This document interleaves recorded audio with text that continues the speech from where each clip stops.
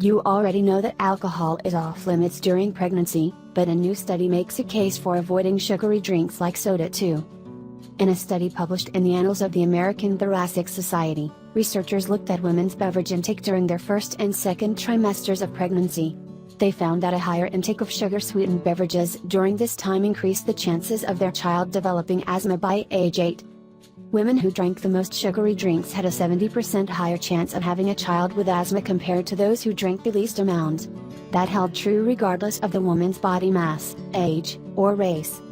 The researchers also looked at beverage consumption in early childhood and found that kids who took in the most fructose, from fruit juice, fruit drinks, and other sugar-sweetened beverages, in the first few years of life had a nearly 80% higher risk of having asthma later in childhood.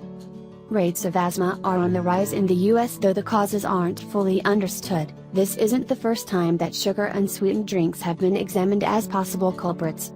Previous research has shown that higher intakes of sugar during pregnancy were associated with increased risk of allergies and allergic asthma in children. In other research, high school students who drank more soda had a greater chance of having asthma compared to those who didn't drink it. What's the connection? It could be that sweetened beverages increase the risk of obesity and overweight, both of which can restrict the airways and up the risk for asthma. It's also speculated that fructose itself, found in high concentration in fruit juice as well as in sugar unsweeteners like high fructose corn syrup, may cause inflammation of the lungs. Pregnancy and early childhood are both considered critical life stages for immune system and lung development, note the researchers. But before you beat yourself up about the occasional sodas you've already had or the juice your child just drank, keep these things in mind. First, this study doesn't prove a direct cause and effect relationship. Second, the women in the study with the highest intakes were drinking multiple sugary drinks a day, not a sweetened drink here and there, and the children with the highest intakes were getting an average of 4 servings of juice and sweet drinks a day.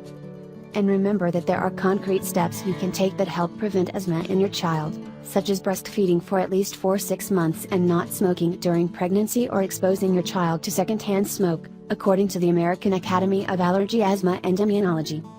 Yet it's also a good reminder that limiting sugary drinks is an overall smart move for all stages of life. And yes, that does include 100% juice.